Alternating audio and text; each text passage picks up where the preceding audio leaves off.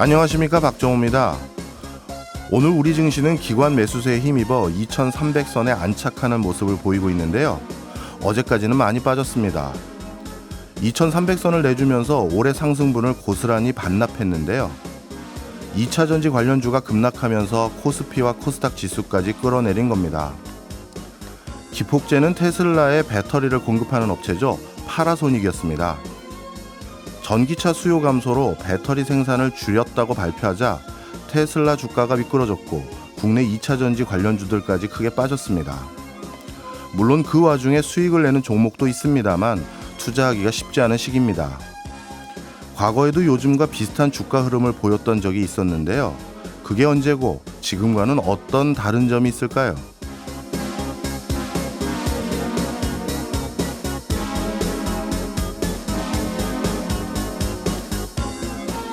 올해와 비슷한 종합주가지수 추이를 보인 연도는 2018년도입니다. 그해 초에는 2400선에서 출발한 지수가 연말에는 결국 2000선까지 떨어져 글로벌 금융위기 이후 10년 만에 최대 낙폭을 기록했습니다. 당시 주가 급락의 요인들을 꼽아보면 미중 무역 분쟁, 미국 기준금리 인상, 글로벌 경기 둔화가 있었습니다. 그런데 최근 상황을 보면 미중 간의 갈등은 더 심각해졌죠. 미국 기준금리 역시 2018년 2%대보다 훨씬 높은 5%대에 이릅니다. 글로벌 기업들의 실적도 그때보다 더 열악하고요. 아무래도 우리 증시에 불어올 훈풍은 조금 더 기다려야 할 것 같습니다. 10월 첫날 수요일입니다. 박정호의 손에 잡히는 경제 플러스 광고 듣고 시작합니다. 예, 제가 오프닝 때 10월 첫째 날이라고 말씀을 드렸더라고요. 11월 첫째 날인데요. 역시나 박정호 시작하겠습니다. 예. 제가 이제 들어가면 되죠? 예. 한나라의 경제 현안을 분석하고 미래를 가늠해보는 돌아온 역시나 박정호. 오늘도 저 아나운서 오승훈이 묻고 박정호 교수가 답합니다. 안녕하세요. 예, 안녕하세요. 예. 우리가 10월 들어서 부동산을 테마로 전 세계 곳곳을 둘러보자 이렇게 말씀하셨는데 예. 오늘은 제가 이제 본격적으로 바로바로 시간이 모자라서 매번 본격적으로 시작했는데 네. 오늘은 좀 이 질문부터 드릴게요. 교수님 어렸을 때 전학 많이 다니셨어요? 아닙니다. 전학. 저는 제가 태어난 집에서 대학교 들어갈 때까지 계속 살았습니다. 아, 제가 왜 이 질문을 드렸냐면 예. 저는 이사는 많이 다녔어요. 예. 근데 동네를 바꾼 적은 없거든요. 그러니까 전학을 다니진 않았어요. 근데 곰곰이 생각해 보니까 요즘은 박정호 교수님도 이사 많이 안 다니시다고 네. 했고 저도 전학을 많이 다니진 않았는데 네. 저희와 다르게 전학 다니는 친구들이 굉장히 많죠. 많다고 하더라고요. 예. 그러니까 동네를 바꾸는 이사 네. 이런 게 많은데 실제 통계적으로도 제 이런 감이 맞습니까? 맞습니다. 요즘은 더 이사를 많이 다니는 이유가 하나 더 생겼는데요. 예. 우리가 이제 이사를 안 가는 가장 큰 이유 중에 하나가 아버님이 회사가 그 근처이거나 아버님 가게가 그 근처에 있어서 그래서 집을 계속 거기에 두고 계속 사는 게 우리 옛날의 모습이었잖아요. 예, 저희 아버지께서는 이제 장사를 하셨기 때문에. 아, 그러셨군요. 예, 그 네. 동네에서 계속 지냈죠. 예, 그런 것들이 태반이었는데 그렇죠. 그런데 이제는 어떻게 됐느냐? 평생 직장 개념이 사라졌잖아요. 그러니까 아버지 직장 따라서 여기저기 이사를 가야 되는 상황이 생겼고 그리고 자영업자들의 뭐라 그럴까요? 그 평균 수명이라는 것도 예전보다는 정말 치열해지다 보니까 많이 예. 잦아들었거든요. 그러다 보니까 자연스럽게 이사 빈도수가 늘어난 게 하나 있고요. 그리고 또 한 가지 중요한 요인이 하나 더 생겼습니다. 예. 예전에는 내가 어딘가에서 일자리를 얻게 돼서 그 동네로 이사를 가는 게 일반적이었다면 이제는 일자리를 구하기 위해서 일자리도 없는데 어느 지역으로 먼저 이사 가는 비율이 굉장히 늘어나기 시작했어요. 예, 우리가 대학생들 이제 살펴보면 어쨌든 네. 수도권 쪽에 일자리가 많으니까 이쪽으로 몰려드는 현상도 있는데 굳이 학생들이 아니더라도 그런 경우가 많다는 그렇죠. 거죠. 첫 번째가 이제 평생 직장이 사라지는 이런 네. 것들은 산업 구조의 변화 때문이라고 볼 수 있는 건가요? 맞습니다. 어. 산업 구조가 바뀌면서 예. 이제 기업들의 수명도 예전보다는 훨씬 짧아졌고요. 기업들은 그대로 있음에도 불구하고 그 기업이 필요로 하는 어떤 뭐라 할까요? 기술이라든가 예. 역량을 가지고 있는 인적 자원들, 사람들이 변해버리는 거예요. 그러니까 나는 브라운관 TV에서 TV 전문가라서 예. 회사에 다니면서 회사 근처에 집을 얻었는데 세상에 하루아침에 뭐 LCD나 LED로 바뀌면서 이 브라운관 유리 막 이거 튼튼하게 만드는 나는 예를 들어 내가 가진 그 기술은 필요 없어졌다. 예. 그러면 이제 이런 회사는 그대로 존치하고 있지만 내가 필요가 없어졌으니 그쵸. 나는 다른 동네로 이사 가야 되고. 예, 아니면 뭐 LCD 뭐 이런 걸 배워야 되는데 네, 기술을. 쉽지 않고. 쉽지는 않고. 네. 그러다 보니 결국 산업구조 변화라는 게 결국 우리가 살고 있는 동네마저도 자꾸 바꾸게 만드는 굉장히 중요한 요인으로 작용했죠. 산업구조 변화. 그 두 번째가 또 일자리를 찾아서 이사를 가는 경우도 많다 이렇게 예. 말씀하셨는데 일자리를 찾아다니는 경우에 대해서 또 좀 설명을 해주실까요? 예, 많은 분들이 오해하시는 게 하나 있습니다. 예. 일자리가 새로 생기는 곳은요, 아주 한정된 지역에 아주 집약해서 생기고요. 일자리가 없어지는 거는 아주 광범위한 지역에서 조금씩 없어지는 겁니다. 구체적으로 좀 예를 들어서 살펴볼까요? 네. 네. 오늘 그래서 미국 부동산을 가지고 말씀드리면서 이 얘기를 하려고 했거든요. 바로 실리콘밸리를 가지고 말씀드리면 쉽게 이해가 되실 거예요. 예. 예를 들어서 이렇게 예로 설명드리면 쉽게 이해가 되실 텐데요. 그렇죠. 우리 오승은 아나운서와 제가 실리콘밸리에서 회사를 하나 차립니다. 그리고 우리 둘이 회계, 세무 처리를 아주 간편하게 할 수 있는 앱을 개발하기로 한 거예요. 예. 우리가 많은 가게 운영하시는 분들 기장한다라고 하잖아요. 예. 장부에 기입하는 거. 네. 그걸 바탕으로 이제 세무 처리를 해야 되는데 그런 것들을 누군가에 부탁하기 위해서 근처에 있는 세무사님이나 회계사님 이런 분들에게 부탁하고 하거든요. 그러면 이제 그분들은 장부를 꼼꼼하게 이제 확인을 한 다음에 그걸 회계 처리에 할 수 있도록 정보를 정리하는 그런 역할을 하시겠죠. 맞습니다. 예. 그런데 이제 그게 나름대로 매달 고정비로 지출이 되니 네. 그런 전문가에게 높은 비용 주고 그걸 하는 게 아니라 직접 그냥 대충 해도 이 솔루션에서 이 소프트웨어가 아주 정교하게 처리를 해주는 그런 걸 우리 둘이 실리콘밸리에서 개발을 하고 있어요. 멋있는데? 진짜 할까요? 우리 둘이 멋있는데요? 예, 그래서 네. 이제 그걸 하려면 이제 우리 둘은 어떻게 해야 되느냐? 네. 우리 둘은 엄청나게 많은 사람을 뽑아야 돼요. 아. 일단 개발자들 한두 명 뽑아야 될 게 아닐 겁니다. 많이 그렇죠. 뽑아야 되죠. 예. 그리고 이것도 소프트웨어지만 소프트웨어 외관에 보여지는 디자인 작업도 해야 되니 디자이너도 뽑아야 될 거고요. 그다음에 이런 걸 어떻게 마케팅해서 많이 알릴지 홍보 기획한 사람도 뽑아야 되고 예. 이렇게 우리가 다 같이 모여서 일을 하다 보면 우리를 지원해 줄 인사팀, 법무팀, 뭐 재무팀, 백업 오피스에 있는 분들도 다 뽑아야 되고 그러면 같이 뭐 청소하시는 분들, 경비하시는 분들까지 다 또 일자리가 대거 생기잖아요. 예. 자, 그런데 우리가 그래서 이 소프트웨어를 개발 완료했어요. 그래서 너무 편한 새로운 신천지를 만들어낸 거예요. 예. 그럼 그 결과가 어떻게 될까요? 미국 전역에 예. 많은 가게들이 이제 야, 우리 세무사, 회계사 고용할 거 없이 이거 그냥 완전히 이 뭐라고 해야 될까요?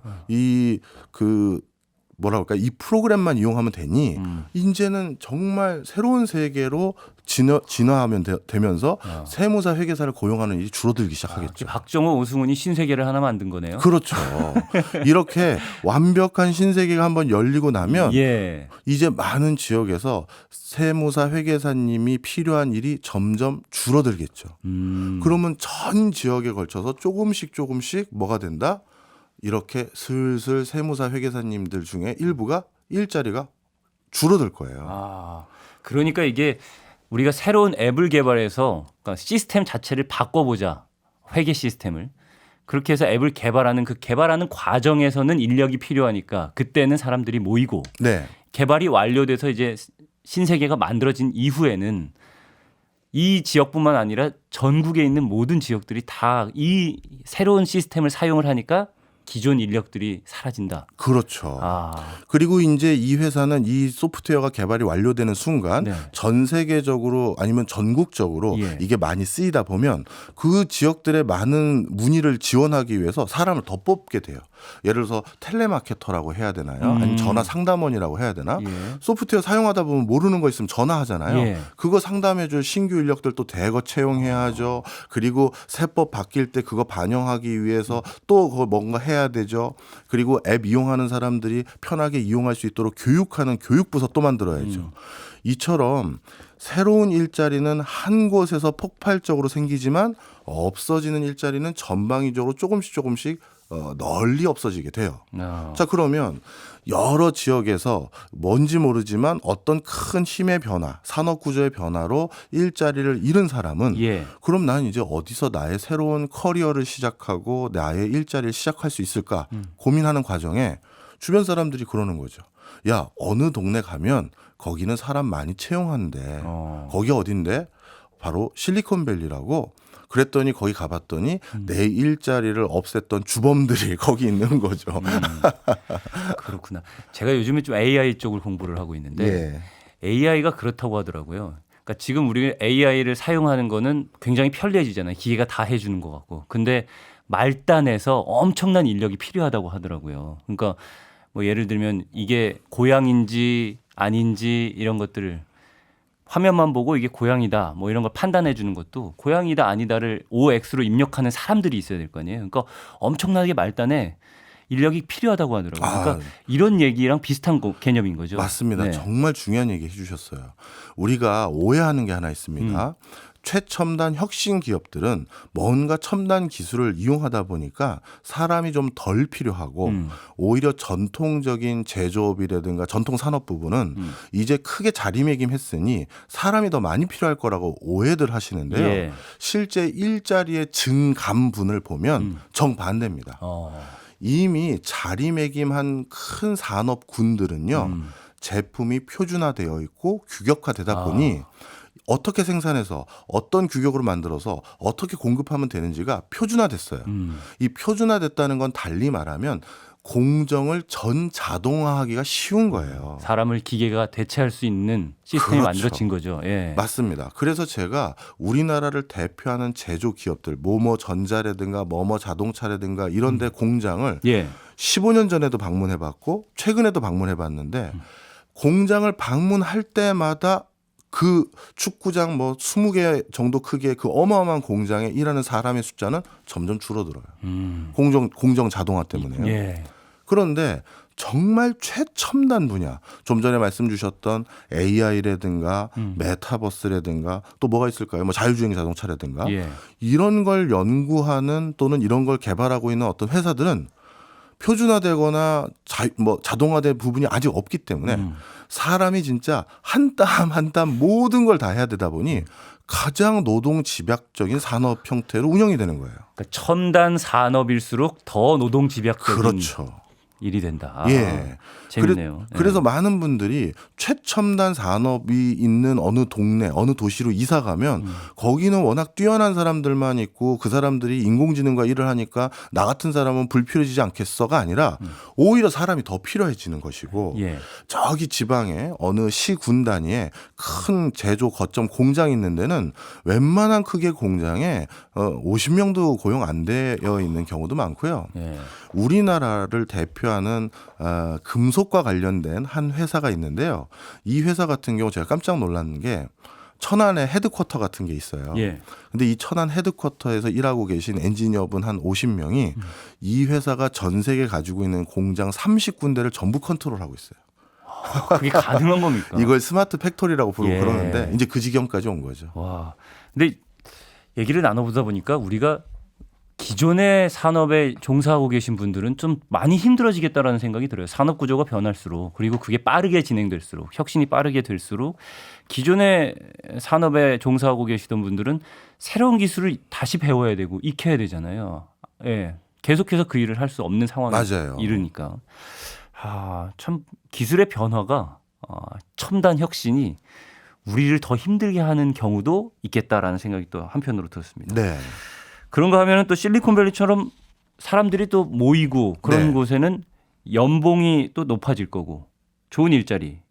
이사 오고 싶어 하는 사람 또 많아질 거고. 네. 질적으로도 혹시 변화가 있나요? 그런 예, 쪽에? 질적인 변화도 있습니다. 이 실리콘밸리 같은 첨단을 꿈꾸는 그런 곳이 일자리의 양적인 숫자도 늘어난다고 말씀드렸잖아요. 예. 근데 질적인 차이도 큰데요.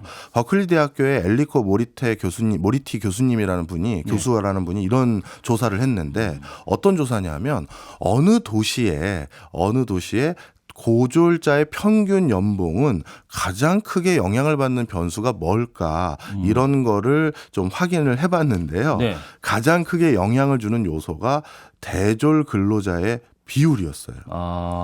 무슨 소리냐 하면 특정 도시의 대졸 근로자 비중이 10%포인트 증가하면 예. 해당 도시의 고졸 근로자의 수입이 7% 정도 상승한다라는 게 엘리코 교수의 연구 결과입니다. 아, 그러면 실리콘밸리로 예를 들면 실리콘밸리에서 채용하고자 하는 사람들은 사실은 교육을 많이 받은 그런 첨단 기술을 좀 교육받은 그런 대졸자들이 많을 텐데 네. 그 사람들의 연봉을 높여놓으니까 네. 거기에 이제 아랫단에서 근무하는 고졸 뭐 이런 교육을 받지 않아도 할 수 있는 업무를 할 수 있는 그런 사람들의 처우도 연봉도 같이 그렇죠. 높아진다. 맞습니다.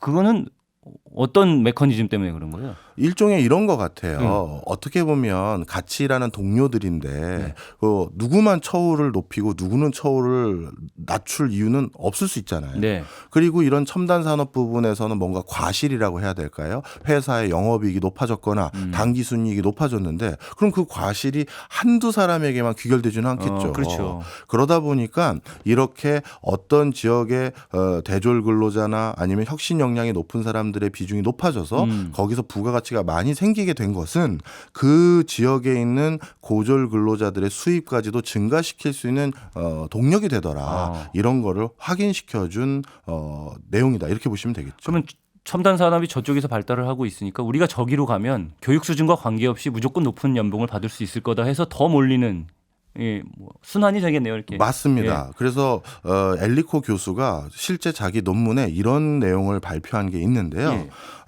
도시 인구 중 30%가 대졸자인 마이애미, 산타모니카, 솔트레이크 시티 같은 도시에 이 도시에 살던 고졸 근로자가 도시 인구 비중이 40% 이상인 곳인 덴버나 링컨 같은 도시로 이사를 하면 그 이사했다는 이유만으로 연봉, 봉급 인상이 $8,250 정도 올라갔다라는 걸 확인했어요. 통계적으로. 그러니까 어디에 사느냐가 소득이 적지 않은 영향을 미친다. 그렇습니다. 이런 말씀인데. 우리나라도 비슷한 상황인가요? 우리나라도 비슷해요. 국내에서도 이와 같은 연구를 동일하게 해봤었는데요. 우리나라도 상대적으로 대졸 초임과 대졸자가 5년 지난 뒤에 받았던 평균 연봉이 높은 지역에서 우리나라에서는 카페에서 일하는 알바생의 급여, 시급이라든지 이런 것들을 가지고 좀 비교를 해봤는데 역시 유의미한 차이가 똑같이 미국과 확인이 된 바 있습니다. 그런데 또 이런 생각도 들어요. 연봉이 높은 도시는 사람이 몰리니까 또 그만큼 거주 비용도 같이 올라갈 거 아니겠습니까? 그러니까 임차료라든지 이런 것도 같이 올라가면. 그러면 저희가 연봉이 높다 해서 사람이 몰렸는데 생활에서 드는 비용은 또 많이 나가니까 남는 거는 비슷하거나 또 적어지지 않을까 이런 저도 이제 들어요. 그 부분이 제일 궁금했어요. 사실 이 연구 결과들은 연봉 자체가 올라간다라는 의미를 담은 것이지 거기 거주 비용이 싸서 그래서 거기 가면 돈을 더 많이 모은다 이런 얘기는 아니거든요. 그러다 보니까 이 연봉이 자체가 올라간다는 그 자체가 실질적으로 잉여소득이 더 많이 생긴다라는 걸로 반드시 해석할 수는 없는 부분도 분명히 있죠. 앞으로는 주 5일에서 이제 주 4일 근무 될 거고. 그렇게 가고 있는 것 같고. 재택근무나 원격근무 많아지고 있잖아요. 그러면은 도시로 몰리는 것보다 뭐 귀촌이라든지 이런 기여 현상 이런 것들도 높아질 가능성이 있는 거 아닌가 싶기도 한데요. 이거를 대세라고 보기는 어려운데요. 개인적 선택으로는 그런 분위기도 높아질 수 있는 여지가 있습니다. 미국을 비롯해서 많은 국가에서 지금 새로 귀농, 귀촌, 귀여가 일어나고 있는 지역들을 살펴봤더니 재택근무가 늘어나서 전국이 모두 귀농, 귀촌, 귀여가 늘어나는 것은 아니고요. 오승훈 아나운서 만약에 재택근무한다 하면 어디 가서 하고 싶으세요? 휴가지. 그렇죠. 맞습니다. 우리가 통상적으로 주말, 징검다리 주말이나 이럴 때 놀러 갈 법한 지역만 인구가 늘어났다. 이게 확인이 됐어요. 그렇군요. 알겠습니다. 오늘은 산업구조 변화와 일자리 이것과 부동산과의 관계까지 알아봤는데요. 관련 내용은 손경제 플러스 홈페이지 역시나 박정호에도 올려놨으니까요. 한번 읽어보시면 정리하시는 데 도움이 될 것 같습니다. 오늘 마무리해야 되겠네요. 지금까지 일주일에 딱 한 번 제가 진행하고 박정호 교수님이 답하는 시간. 요즘 가장 궁금한 나라의 속사정을 들여다보는 역시나 박정호였고요. 저는 다음 주에 다시 찾아오겠습니다. 지금까지 오승훈 아나운서였습니다. 오늘도 고맙습니다. 감사합니다. 저희는 광고 듣고 2부로 돌아오겠습니다. 억울한 일 저희가 풀어드리겠습니다. 법으로 돈 문제 해결해드리는 억울한 경제 시간. 오늘은 예담 HR 컨설팅의 장래성 노무사와 함께합니다. 어서 오세요. 네, 반갑습니다. 예, 오늘은 우선 청취자분들의 고민부터 해결해 드리려고 하는데요. 연차 관련해서 문의 주신 분의 사연부터 한번 만나볼까 합니다. 익명으로 주신 분인데요. 제가 간단히 사연 한번 읽어봐 드리면요. K자동차 화성 공장에 불이 나서 다니는 회사를 8월 29일 오후부터 9월 5일까지 가동하지 않았습니다. 그런데 회사가 사정이 어렵다고 공장이 돌아가지 않는 기간을 개인 연차로 처리하더라고요. 심지어 연차가 없는 저는 무급으로 계산한다고 합니다. 주말 포함해서 일주일이나 공장 가동을 못했는데 이런 경우 개인 연차로 처리해도 되는 겁니까? 정말 답답하네요. 라는 의견 주셨습니다. 이거는 당연히 안 됩니다. 연차는 근로자가 자신이 원할 때 쓰는 거잖아요. 화재로 인해서 공장이 멈춘 거는 안타깝지만 이건 회사의 귀책 사유로 인한 것이기 때문에 휴업이 됩니다. 휴업의 경우에는 출근하지 않더라도 임금의 70%를 지급을 하셔야 되고요. 그러므로 이 상황에서 회사가 임의로 연차 처리하는 것은 안 됩니다. 네, 그렇군요. 도움되셨으면 하는 바람이고요. 다음 사연도 소개해드리겠습니다. 이번에는 청취자라는 이름으로 글을 남겨주셨더라고요. 사연 내용은요. 저희 어머니가 카드사의 도급사 콜센터에 다니시는데요. 몇 달 전 고객이 안내를 받지 못해서 포인트가 적립되지 않았다는 민원을 넣었습니다. 그래서 약 20만 원 정도의 비용이 발생하게 되었는데요. 회사는 민원 금액을 상담사가 송금해야 한다고 하더라고요. 금액이 크고 조치가 합당하지 않다고 건의했는데 금액의 일정 부분을 월급에 포함해 준다고 하네요. 회사의 갑질인지 재량인지 이런 경우 우리 어머니는 법으로 어떻게 보호받을 수 있는지 궁금합니다. 라는 의견입니다. 네, 저 안타까운 사연인데요. 그 어머님의 실수로 이런 손실이 발생했지만 회사가 임의로 임금에서 일방적으로 공제하는 것은 안 됩니다. 반드시 근로자 본인의 동의를 받아야 되고요. 그렇기 때문에 일단 임금은 전액을 다 지급을 하시고 손실 금액에 대해서도 근로자의 과실률이 있을 거 아니에요. 그 과실률을 따져서 손해배상을 향후에 청구를 하는 것이 바람직합니다. 청취하시면서 사연 주셨던 두 분 모두 도움되셨으면 하는 바람이고요. 그럼 오늘은 어떤 억울한 상황을 좀 집중적으로 해결해 주실 건가요?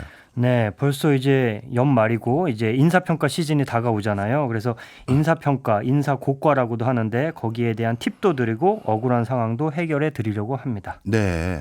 보통 기업들이 연말에 인사평가 하니까 요즘이 시즌이겠네요. 네, 맞습니다. 인사평가는 한 해 동안 직원들이 수행한 업무 성과와 역량을 평가하는 것을 말하는데요. 보통 12월에 하거나 아니면 해를 지나서 연초에 시행을 하죠. 중요한 건 인사평가는 사람을 평가하는 것이 아니라 업무의 성과를 평가해야 한다는 점인데요. 예. 그러기 위해서는 연초에 직원들이 해야 할 업무 성과 목표를 개인별로 구체적으로 정해야 합니다. 예. 만약 그렇지 않으면 연말에 가서 박 과장은 이번에 승진 대상이에요. 그러니까 잘 줘야 돼요. 또는 우리 최 대리는 우리 팀에 오래 있었잖아. 좀 배려해줘야지. 심지어는 김사원은 팀장님이랑 술을 자주 마셔요. 등 업무 성과와 정말 관계없는 그런 이유로 사람을 보고 평가하는 오류가 발생하게 되는 겁니다. 요즘도 그럴까요? 일부 그러더라고요. 그래요? 야, 사실 그러면 이제 자신의 인사고과 평가를 받기 위해서 제일 중요한 것이 연초에 상호 합의 간에 결정한 성과 목표치 이걸 달성했느냐 얼마만큼 달성했느냐 이게 중요할 텐데 그런데 이 목표를 정할 때는 어떻게 보면 팀장이라는 회사 윗분들이나 회사에서 일방적으로 정하는 겁니까? 아니면 팀원의 의견이 상당히 많이 반영되는 건가요? 어떻게 되는 건가요? 네, 이거는 당연히 팀장과 팀원이 1대1로 합의를 하는 게 맞는데요. 예. 개인별로 담당 업무가 있잖아요. 그중에서 올해 달성을 목표로 하는 업무 성과를 정하는 겁니다. 가령 제가 영업팀의 대리라고 하면은 올해 저는 이제 신규 거래처를 2곳 이상 계약하는 성과를 내야 한다. 그럼 그걸 목표로 잡는 거죠. 또 우리 팀이 영업을 너무 주먹구구식으로 해왔다. 그래서 올해는 제품 관련 안내 자료를 한번 만들어 보겠다. 그런 목표를 잡을 수도 있는 겁니다. 이런 식으로 개개인별로 올해 하고자 하는 업무 성과들을 보통 5개에서 10개 정도 정하고 이걸 팀장님하고 논의를 해서 합의를 하는데요. 이때 중요한 거는 논의하는 과정에서 팀장님은 목표가 너무 쉽거나 반대로 너무 어렵게 잡아오면 조정을 해줘야 되는 겁니다. 네. 그래서 해당 팀의 팀원들의 목표 수준이 동일하게 맞춰줘야 되는 거예요. 목표 수준이 차이가 나버리면 결국 인사평가가 불공정해질 수밖에 없으니까요. 그런데 이제 목표라는 걸 본인의 업무 말고 다른 걸 잡으려고 하면 이때는 어떻게 되나요? 네, 그런 문제가 가끔 발생하는데요. 항상 성과 목표를 잘못 정해서 인사평가에 문제가 생기는 경우가 있습니다. 방금 사례처럼 제가 영업팀 대리인데 올해 우리 회사 전체의 매출 목표가 100억이에요. 근데 제 성과 목표의 50%를 매출 100억 달성 이렇게 정한 겁니다. 근데 올해 경기가 안 좋아서 매출이 이제 90억밖에 못한 거예요. 예. 그랬더니 팀장님이 장대리는 제일 비중이 높은 성과 목표를 달성 못했으니까 올해 평가는 저 아주 안 좋은 C 등급이야라고 하면 제가 받아들일 수 있을까요? 없죠. 예. 물론 대리도 영업팀 직원이기 때문에 매출 목표 달성에 일정 부분 책임은 있지만 그 비중 자체를 아주 낮게 잡아야 되겠고요. 그리고 나머지는 뭐 아까 말한 신규 거래처 계약이나 제품 안내 자료 작성 같이 이 대리급이 실제로 할 수 있는 업무 성과를 목표로 잡아야 한다는 겁니다. 네. 만약에 이런 것도 분쟁의 대상이 될 수 있는지 궁금한데요. 예를 들어서 영업사원인 분들 같은 경우는 본인이 어디선가 이렇게 뭐라 그럴까요? 활동을 하려고 하면 그 사람들 손에 좋은 물건이나 좋은 제품을 손에 쥐어줘야 되잖아요. 그렇죠. 그러면 회사에서 뭔가 제품 기획단이라든가 제품 설계단에서 좋은 물건을 만들어줘야 그걸 가지고 고객을 설득하기 쉬울 텐데 네. 그런데 회사에서 어떻게 보면 본체에서 나에게 준 제품이 서비스가 좀 뭐라 할까요? 고객에게 매력적이지 않은 이런 걸 준 거예요. 그래서 내 영업 실적이 올해는 바닥이 났는데 이걸 고스란히 내가 영업 못했다 이렇게 인정받기는 어려울 수도 있잖아요. 그러면 회사에다가 이건 나를 평가할 때 좀 반영해달라 이렇게 얘기할 수가 있습니까? 그렇습니다. 그거는 이제 업무 성과 목표를 잡을 때부터 내 목표가 너무 과도하게 잡혔다고 주장할 수 있고요. 그럼 수시 코칭 과정에서도 얘기할 수 있고 나중에 평가를 하고 나서 이의 제기 과정에서도 이의를 제기할 수 있습니다. 아, 그렇군요. 네.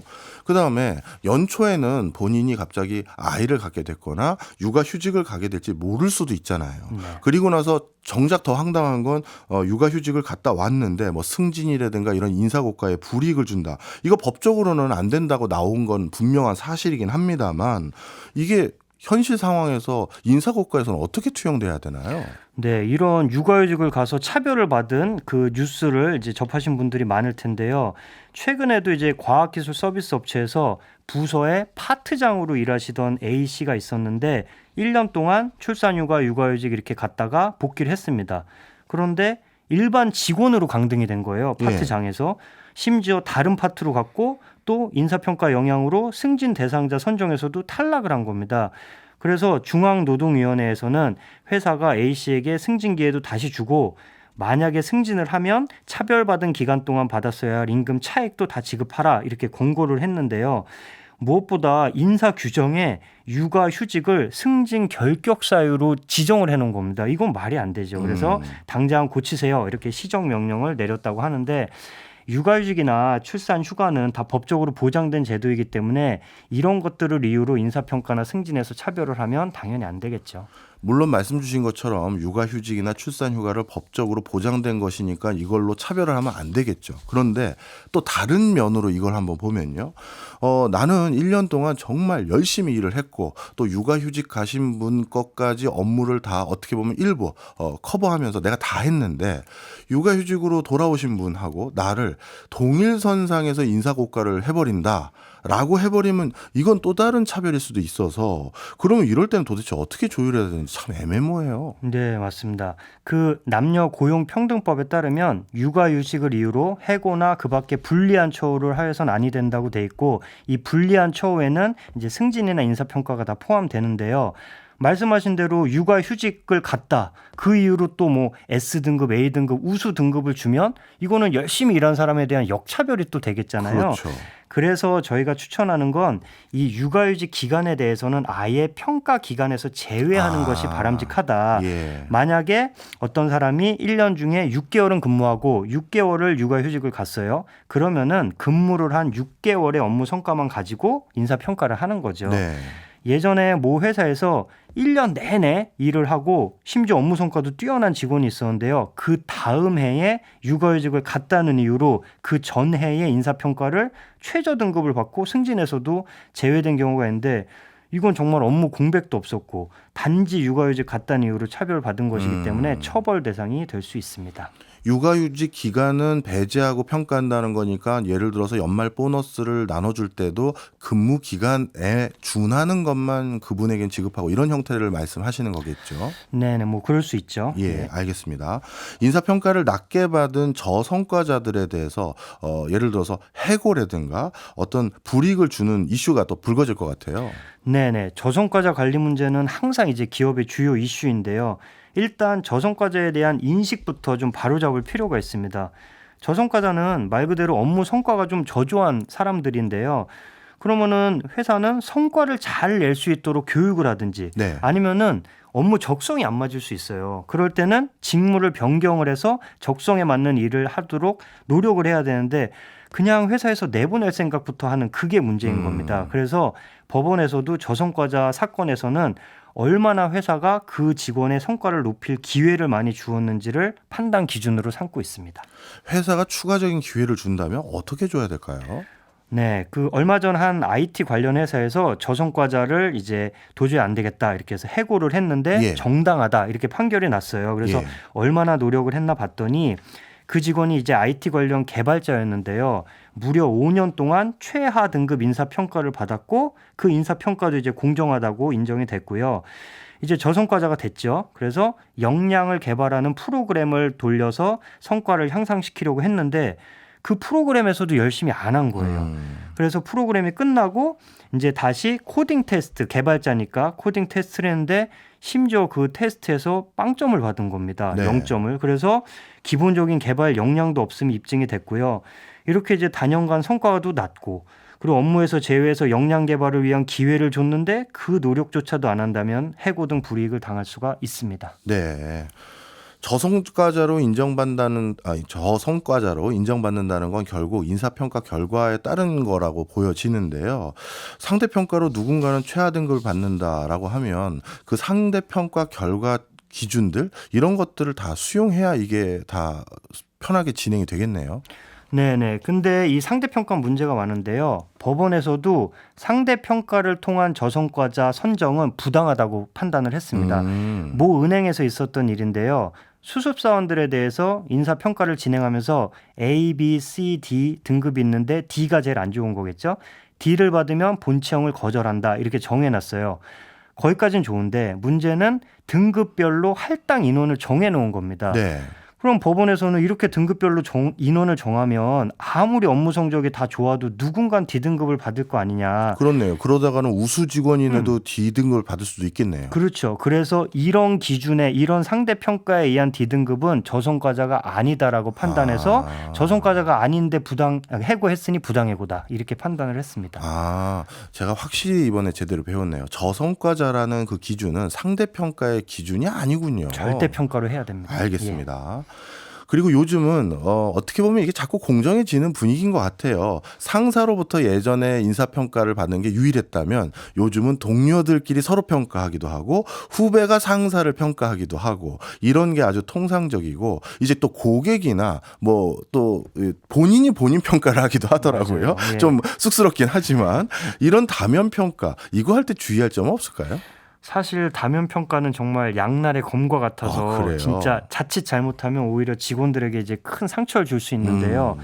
기본적으로 그 우리가 상사 평가를 보통 하잖아요. 상사가 이제 하급자를 평가하는데 그 상급자들도 그렇게 평가자 교육을 많이 받아도 자의적인 평가라고 실수를 하잖아요. 네. 근데 이 다면 평가를 하는 우리 평가자들은 훈련이 거의 안 되어 있단 말이에요.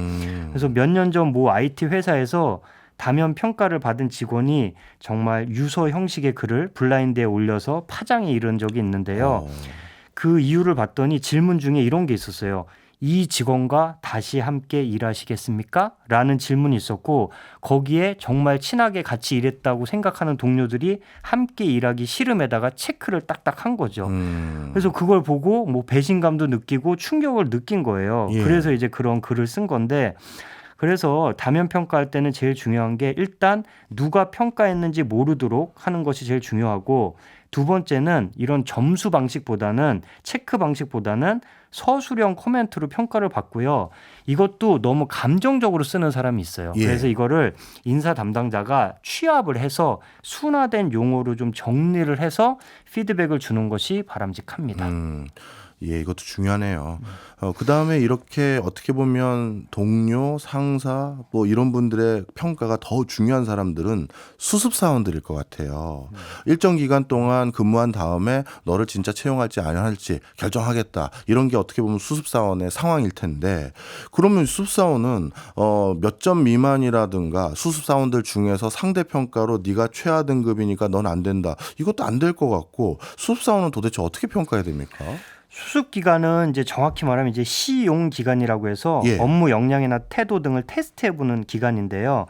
역량이나 이제 태도가 문제가 있으면 본 채용을 이제 거부할 수 있죠. 하지만 이것도 해고기 때문에 명확한 근거가 있어야 돼요.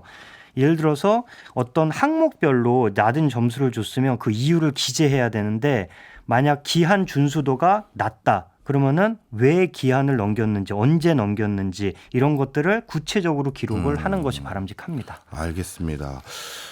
사실 오늘 저는 진짜 많이 배웠어요. 저도 상대평가에 걱정을 많이 하는 사람인데 모든 게 다 절대평가로 이루어지는 게 온당하다는 것도 오늘 배웠습니다. 또 질문 하나 들어왔네요. 5943님께서 올 연말 정년퇴직 예정자입니다. 올해 경영성과금이 내년 1월 지급합니다. 퇴직자는 성과금 지급 대상에서 제외되는 건가요? 짧게 부탁드립니다. 이거는 성과급 지급 대상은 어떤 법적인 내용이 아니라 회사가 정하기 나름이기 따릅니다. 때문에 정하는 거에 따라야 합니다. 예. 지금까지 장내성 노무사였습니다. 고맙습니다. 감사합니다. 지금 듣고 계신 곡은 토니 베진 씨 부릅니다. I left my heart in San Francisco입니다. 오늘 샌프란시스코에 있는 실리콘밸리가 가져다주는 일자리 변화가 부동산에 미치는 영향에 대해서 배워봐서 선곡해봤고요. 또 가을도 무르익어서 선곡해봤습니다. 박정호의 손에 잡히는 경제 플러스 내일 11시 5분에 다시 찾아오겠습니다. 고맙습니다.